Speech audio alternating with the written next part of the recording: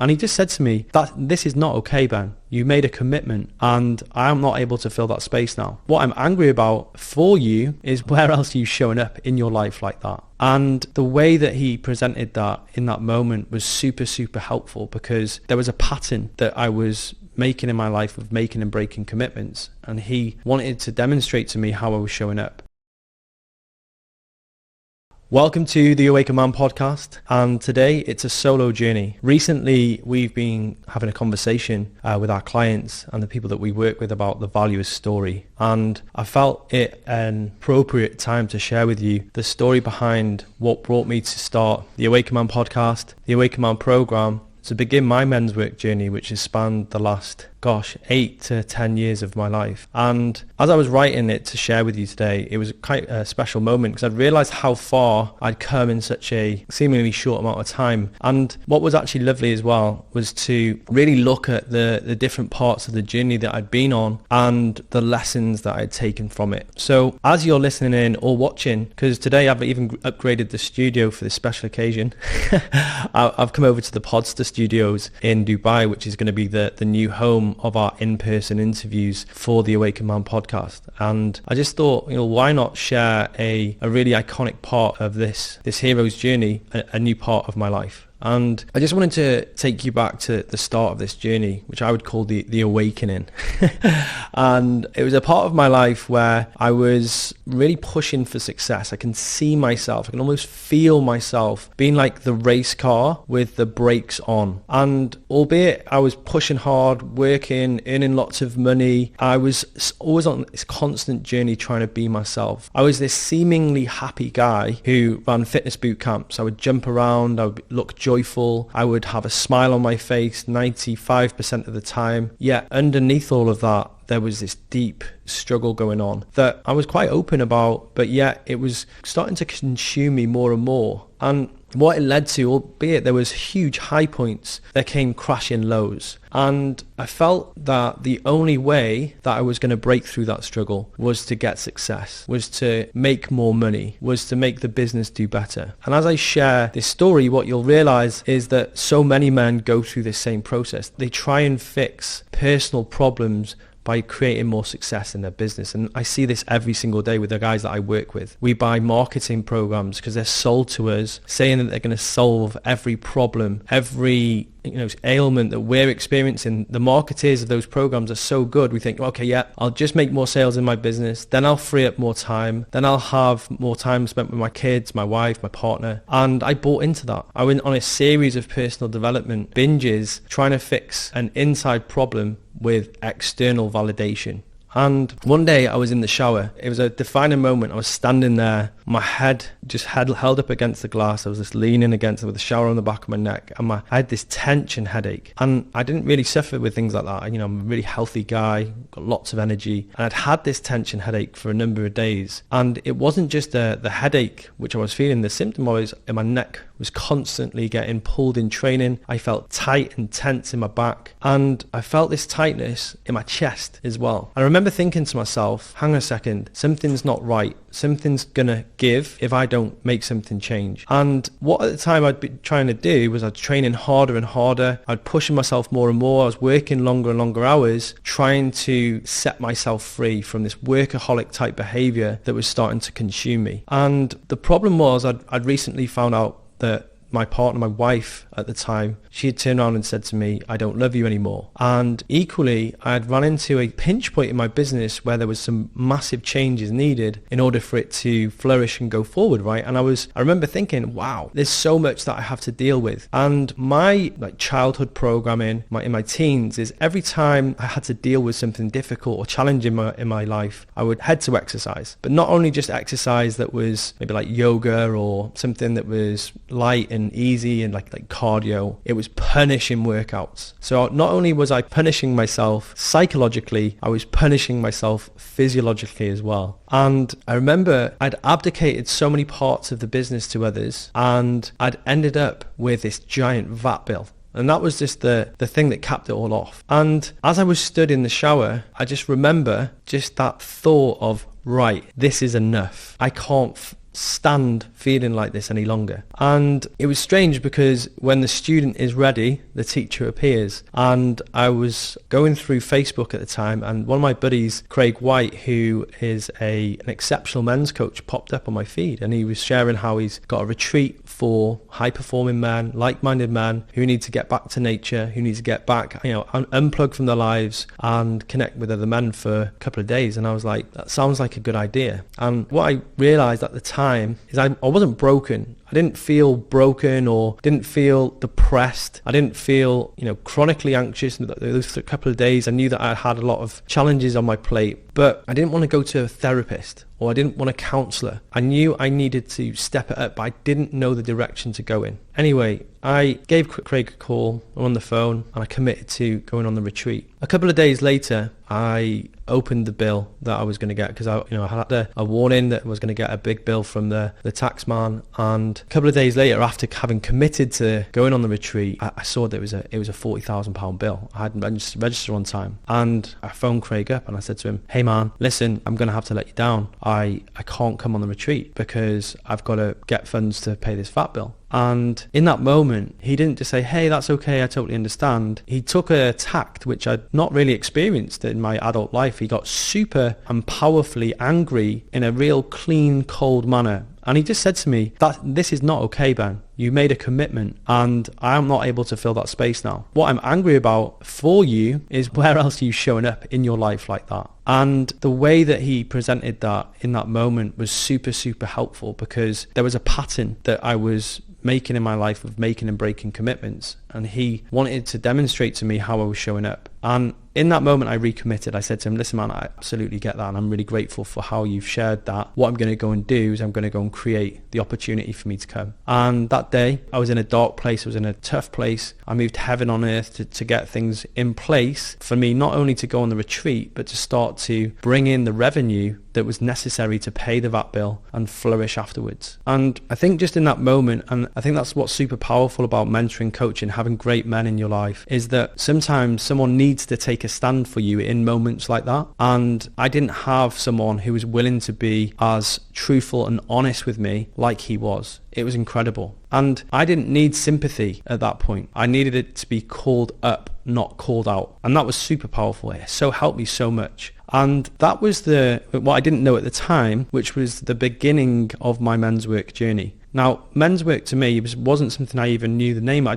hadn't even heard that expression before I'd really interacted with Craig. We actually met at a wedding, a friend's wedding, Phil Richards. Phil was my nutritional and training mentor for many years, taught me so much, introduced me to some great people, and Craig being one of them. Craig held me in that space, and it was like meeting people like that who can call you to a higher level is why I've always believed in coaching and mentoring. It's really, really powerful. And if you look back to Hero's Journey, The Power of Story, is that at the crossing of the threshold, that is when the hero meets his mentor. Now, the mentor can come in as a book, as an audio training, a video training. It can be a person, it can be a community. But in that moment, that was when I was crossing the threshold into my journey to do men's work. And yeah, for the first time in a long time, someone had shown up for me in that way. What I realized is that what was going on under the surface was starting to really need a way to come out. And what I mean by that, there was so much anger and rage from little tiny things that I'd pushed down over the last couple of years, all the hurt, all the frustrations that I had pushed down in order to be perceived as this nice guy. And when we were on the retreat, I got this concept explained to me which changed my life. And it was, imagine you're a beach ball floating on the water, and on the top of the beach ball, all the things that you like the world to see about you are just plain to see. They just float on the top. But all the stuff that you don't like people to see is like,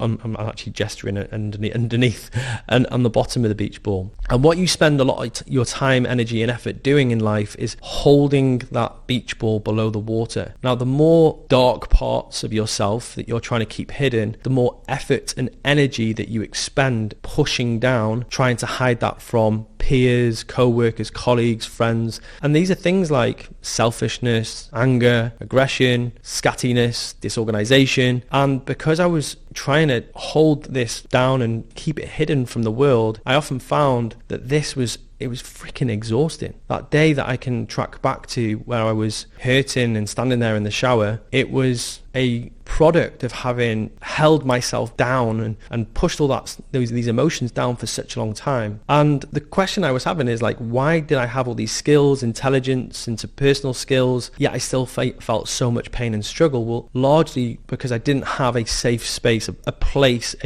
an arena where I could share openly about how I was feeling. I didn't want to tell my parents or my family because they would worry about me too much. We didn't really talk about that kind of things in my friendship group. And I remember even sharing when my marriage was breaking down with my friends, and they were, one of them said, I've been on the sofa for a couple of weeks. And I was like, why are we not talking about this? I remember being really angry. I was like, I thought I was the only one who struggled in my relationship. But what we do instead is we just portray this film reel of all the things that we put on the internet, and we pretend everything's okay. We put a smile on our face and we say, yeah, all good, everything's good, yeah, all good, yeah, good, busy. And what I realized is that couldn't perpetuate any longer. And so going on the retreat, what happened was it was the initiation from becoming a man from a boy. And when I look back at how I created my life in my 20s, it was very much through the frame of a boy. And I often say this to clients that I work with, that part of the mentoring and the coaching that I do with people is helping them kill boy-like behaviors and step into becoming a man. And it's something that I'm still doing myself. But one of the things that I realized is that I bottled all this stuff up inside me because I believed that it wasn't going to help me get connection. It wasn't going to bring me closer to the people I loved and cared about. And as I sat in that circle of men and shared some of the things that were burdening me, that were worrying me, that had been on my conscience, that had been my thoughts, some of the darker stories about myself and how I'd shown up in my 20s and what I wasn't proud of, I wasn't met with judgment, or I wasn't met with any kind of criticism. I was met with challenge, but I was also met with sheer compassion. And it was amazing. I'd never experienced that. I can't track back to any part of my life where it was okay to be as open and as courageous with that about the stuff in my life that I wasn't proud of or happy with, or I wanted to change, or I felt. And guys just, yeah, we got that. Me too, man. And that was not only just very cathartic, it really helped me. And I realized that I wasn't the only one going through some of the things that I was going through. There was other guys in there, super successful guys. There was professional rugby players, ex-pros. There were guys who were incredible marketeers. They were guys who owned golf clubs. And they, in their 30s, 40s, 50s and 60s, still hadn't found those kind of spaces. And it was quite humbling just to be around that level of guy who had been successful in his life. And great families, great relationships, broken relationships, huge, massive success in business or sport. But then there'd been this huge downside that we keep hidden. And what was really lovely to see is that something I heard Phil Stutz say many a time, that there's three constants in life: pain, uncertainty, and constant work. And I was like, there's something I can guarantee that I'm going to have to deal with for the rest of my life. But instead of having to keep it inside, I can actually find or create a space where I can share. And what I didn't realize until I got to that part of my life was that there were boy-like behaviors that needed to end. I had a frequent relationship with pornography that wasn't helpful to my relationships, because every time there was a relationship issue, I would solve it by not having sex or watching porn, and it wasn't really helping me solve the problems in my relationships. I didn't have hard conversations in my relationship. So, if you've listened to the Awaken Man podcast, we did a training on how to have hard conversations with partners. Why did I know every single step and detail of that process? Is because it was something I wasn't doing. And also I'd created a really unhealthy narrative about my dad because I'd lived with my mum, and she still had pain and suffering that she had chosen to hang on to beyond their marriage. And every time that she would talk about my dad, it would generally be through a neutral or a negative lens. Very infrequently would it ever be positive. And I don't blame my mum for that. And what I blame is that the story that I'd created from what she'd said. And there was this distance between me and my dad, which I didn't really want. He's always shown up as a fantastic dad for me. Yeah, I had this resent on behalf of my mum. And there was the coffee moment, I call it, and me and Pete have talked about this before, is that we were having a coffee in my family home, and my mum asked my dad a question and he didn't answer. Then all of a sudden she beamed at him. And one of the things that I noticed is that I'd taken a lot of the struggles and challenges that my mum had with my dad on my own shoulders. And what was really helpful is that what I knew from going on that retreat and starting men's work is that I needed to build a much better relationship with my dad. He's been amazing. And that was the decision I made. And since I made that decision, so many things in my life have changed because of that. And the final one is I noticed that I'd burnt down every single relationship I'd been in after 3 years. Because, funnily enough, my mum left my dad when we were 3. And then there was every 3 years there was a new partner in one of my parents' lives. And so my pattern for relationships was 2 to 3 years, there would be some kind of breakup. So I had a pattern. And even my marriage lasted a year. We were together for about 3 to 5 years, but the actual relationship officially started 3 years and then it was over. And it was terrifically painful, but there was so many lessons in that. I wasn't showing up as a great partner, as a husband, that, I was working all hours. I didn't blame my ex-wife for leaving me, but it also showed me where I needed to do work on myself. Things had to change. So on the retreat itself, it felt like the snow globe of my emotions being shaken. And afterwards, I tried to find men's groups because, I knew I couldn't just live on a retreat for the rest of my life. I'm sure they exist. Men-only retreat spaces where men can be just around men all the time.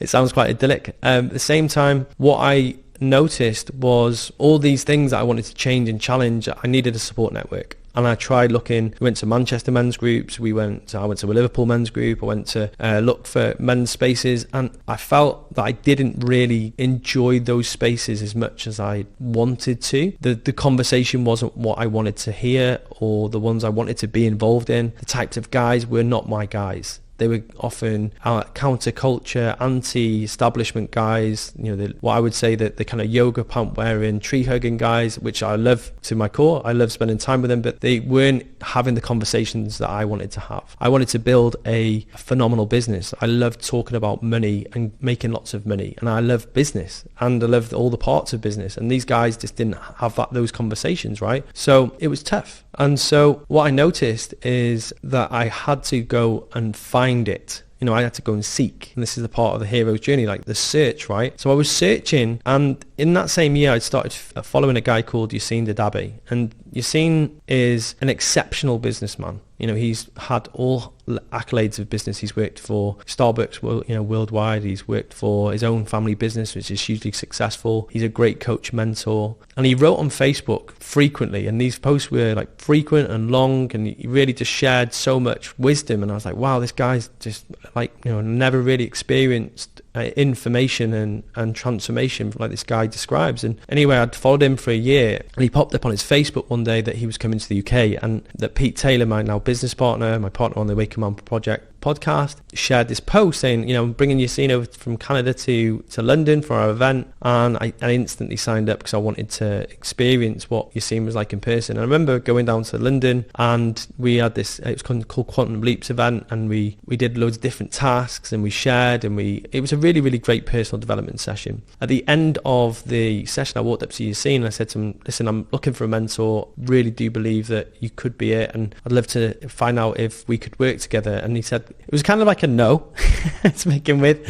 It was kind of like a no. But what happened then was that he said, tell you what, let's have a conversation. The following week, we jumped on the phone, and he shared with me, I told him about my story and what I was looking to do and how I was a high-performing guy. I just missed the mark a few times, and I not quite made it. And I was frustrated that I wasn't further along in my life. And even on the call, like on that very call, he was coaching me and serving me and supporting me. And we weren't even arranging to work together at that point. And he said at the end of the call, I'd love to work with you. The way I work is that you sponsor a South African man to go through university. And I was like, yep, no brainer, happy to do that. And we started our work. And what was really incredible was it was like a brand of mentoring and coaching and like business mentoring I'd never experienced before. There was so much in-depth work. I was writing my eulogy. I was looking at the question, what did I want, a million times. And there was just a really lovely blend of mentoring, coaching and therapeutic style work because he was trained in all three. And I remember thinking to myself as I was going through this, because I was getting such personal breakthroughs, I was thinking like, hang a second, more men need to experience this man and more men need to experience what I'm experiencing. Because Pete and I, Pete was also being mentored by Yaseen, a guy called Shane Nugent and Ian Mail. There's four of us being mentored by Yaseen, and we used to meet on a call a couple of times a quarter, and we'd just like see what's going on. And I was like, this is like super valuable, and more men need to experience Yaseen's wisdom, the community aspect that we've got going on, high performing men, and also my coaching, because I'm incredible at helping a guy move through his own hero's journey. And so what happened was I kind of got through the big struggles and the humiliation and the work that I needed to do. Yaseen appropriately pointed out I needed to get a good therapist, a psychotherapist to work alongside so he could be fully mentoring me. And I met Tim, my psychotherapist. He's like world-class, life-changing therapist. And this helped me put myself back together in the way that I needed to be in order to lead the Awakened Man project. And I shared with Yaseen, I was like, I'm going to get back into coaching, Yaseen. I'm thinking of actually doing a men's group, believe it or not. And he said, well, don't just talk about it, just go and coach. Just, if you want to coach, go coach. I've got a group of men here, like 200 men in the group that I've been writing to for the last couple of years. Go and ask some guys if they want to join us. And I just said,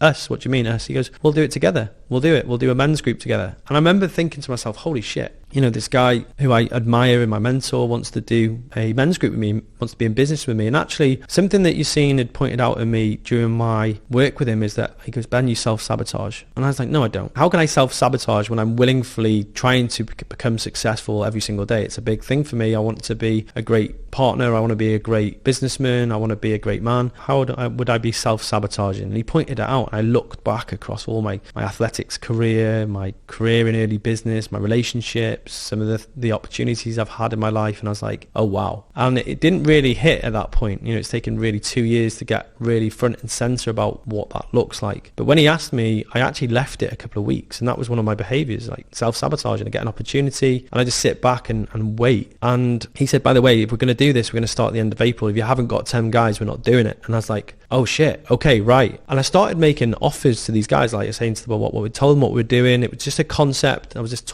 coaching these guys, asking where they were in their life, where did they want to get to, and guys were saying yes. They were just like, oh my God, we need this too. I didn't know what this was. I was looking for this thing, which you've just told me about. And a matter of weeks, we brought together the first 10 guys who started the Awakened Man project. And not only did we have like 70 plus grand worth of revenue, we had a group and we had an opportune moment because it was post-pandemic and guys were lonely and they were looking to connect with other men. And I remember saying to Yaseen, like, who the fuck am I to lead men? Like, who am I? Like, I'm so unawakened. And I remember him just saying to me, dude, this is why you need to step it the fuck up and lead. This is why you need to do what we're doing. And I remember it was like, yeah, this is my path. You know, if you've watched Mandalorian, this is the way. This is the way. And yeah, it was just incredible because what happened is we started doing work with these guys where we'd share on a Monday, we'd have a hot seat on a Thursday, we were doing therapeutic work together. And what I didn't like at first when we designed the program, it was like, how are we going to meet? We're going to meet weekly, we're going to meet monthly. No, we're going to do it daily. And I was like, daily? That is a huge commitment. And I remember thinking, how are we going to do this on a daily basis? And he said, we're going to fully commit. We're going to go all in because that's the medicine for the guys. A lot of these guys are not where they want to be in their life, like you said you were, because they've not fully committed to their self-development, to developing themselves through the problems that they are experiencing in their lives. And what was incredible is that the way that, you know, we started this not knowing it was going to work or how it was going to work. And, you know, Yaseen had written a year-long curriculum. He knew it was going to work, of course. You know, but at the same time, watching the men transforming with the work that we were doing, having hard conversations with partners, going for promotions, making more sales, fighting parts of themselves that were holding themselves back. And we were all collectively learning about shadow, part X, self-sabotage, being a great man, being a great leader. And this ripple effect started to happen where guys were sharing how they were so in love with the work that we were doing. They'd started sharing it with their tribes, their groups, their workplaces. We had guys who were never going to get married, decide to get married. We had guys that were never ever going to commit to kids when they came on the program, all of a sudden wanted to start families. And that was the magic. And it was incredible to watch this because as this was happening for all the other men, it gave me more of a reason to do my own work, push through the problems and the struggles and the challenges that I had. I was with an incredible partner, Poppy. Poppy's my partner. She's incredible. And all she wanted, you know, she wanted more than anything was to get married. But for me, that was such a big issue. And I knew that I had to go and do personal work to get to the place where I would be able to comfortably say I could get married again on my own terms, that I was ready. And that was a big part of my own psychotherapeutic work with Tim. And so by having the guys that we were working with every single day, I actually forced myself to then go and do my own work. And the thing about leading a group of men is that if there's a problem or struggle or a contraction in my own life, there's a light on it quite quickly. And I'm constantly reminded to step it up in every area of my life. And I couldn't be more grateful for that. And the work I still have to do myself, and I share this in the podcast, it's uncomfortable conversations with partners, business partners. It's being the business leader that I know I can be, and looking inside myself. A lot of the things that we do as guys is we're constantly searching outside of ourselves for validation, the next course, the next vital piece of information. And even today, like, I was meant to be doing this podcast with Pete in this room, and I thought to myself, hang on a second, I'll do it on my own and share my story. I don't need anything else. I don't need anything outside of me to give me the confidence to come and do this on my own. And this is part of my hero's journey now, is actually being the leader of a tribe of men. And I can honestly say it's been very, very uncomfortable, but it's been absolutely incredible, because with Pete and Yaseen by my side, we've got Siwas who's joined the team, and Ali and the guys, it's this continual commitment to turning pro. And what we want to do is, and this is something that I've been working on a lot, is like, what do I really want? We did an exercise on the Awaken Man the other day. What do I want to be? What do I want to have? And I really actually want to have a worldwide movement of men where we help men, probably just like you watching this video, listening to this podcast, step it up in every single area of their life. And that's what I've wanted for some time, but I've just been contracted, holding myself back, because I'm worried that I'm not the right guy to do the job. But if I'm honest with myself, that's just a self-limiting, self-sabotaging belief that's stopping me from being the leader I can be. So the work now is to continually commit to turning pro. And as we're going through this journey, just to be all in on the mission, which is to help men unfuck their lives, lead heroic lives, and become mentally healthy. And that's through community, it's through challenge, it's through opportunities to step it up and model other great men. And the more effort and the more results that we get from the Awakened Man, the more that ripple is going to grow. And that's what I believe that I needed when I was going through my darkest parts of my childhood, my teens, my mid-20s and my 30s. So our commitment is to have a program that helps a man start and go a mile deep on his journey. And I'm committed to turning pro, and this has been my journey. I hope you've enjoyed listening to my story, because I think it can be super valuable for you if you're a man in the same place. Now, where can you find out more about how to work with us on the Awakened Man? All you need to do is head on over to the awakenedman.org. And then there's plenty of opportunities where you can work with us on there.